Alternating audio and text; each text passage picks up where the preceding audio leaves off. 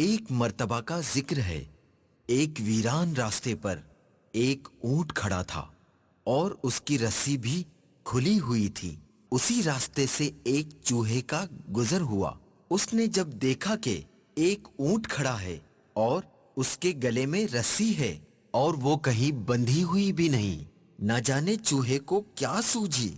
چوہا بڑے فخر سے آگے بڑھا اور اونٹ کی رسی اٹھا لی۔ اب منظر کچھ ایسا تھا کہ چوہا رسی اپنے منہ میں تھامے آگے آگے اور اونٹ چوہے کے پیچھے پیچھے۔ چوہے کی چال ڈھال میں بڑا تکبر تھا۔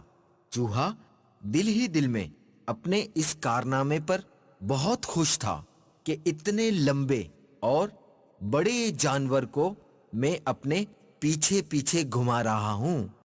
ہاں ہاں ہاں ہاں، دیکھا، اتنے لمبے اور بڑے جانور کو میں اپنے پیچھے پیچھے گھما رہا ہوں۔ اونٹ سمجھ گیا، چھوٹے سے جانور، تو کس قدر خوش فہمی کا شکار ہے، بس تھوڑی دیر صبر تو کر۔ چوہا اور اونٹ ایک ندی کے کنارے پہنچ گئے۔ ندی دیکھ کر تو چوہا ڈر گیا، چلتے چلتے رک گیا۔ اونٹ رکا اور چوہے سے مخاطب ہوا، اے میرے رہبر، خیریت، آپ رک گئے؟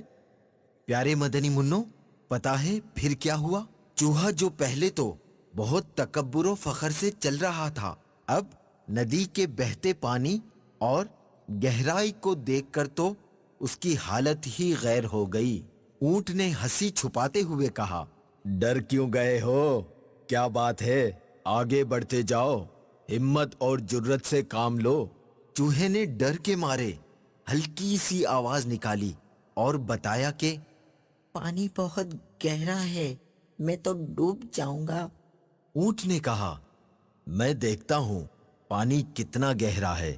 پھر وہ ندی کے پانی کے اندر اتر گیا اور چوہے کو بتایا کہ پانی کوئی اتنا گہرا بھی نہیں، بس گھٹنوں گھٹنوں تک ہی تو ہے۔ آپ آئیں آگے تاکہ میں آپ کے پیچھے پیچھے ندی پار کر سکوں۔ یہ سنتے ہی چوہے کی تو گویا جان ہی نکل گئی ہو۔ بڑی عاجزی و انکساری کرتے ہوئے چوہے نے کہا، پانی تو آپ کے گھٹنوں تک ہے، میں تو ڈوب ہی جاؤں گا۔ چوہا سمجھ چکا تھا کہ وہ جس بات پر غرور و تکبر کر رہا تھا یا وہ جس خوش فہمی میں تھا وہ درست نہ تھی۔ کسی کو حقیر نہیں سمجھنا چاہیے۔ چوہا اپنے کیے پر بہت شرمندہ تھا۔ کبھی اپنے آپ سے کمتر کسی کو نہیں سمجھنا چاہیے۔ ہر چیز کی اپنی اہمیت ہوتی ہے۔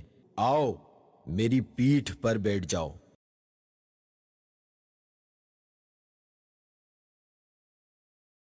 چوہے کی یہ حالت دیکھ کر اونٹ نے چوہے کو اپنی کوہان پر بٹھا لیا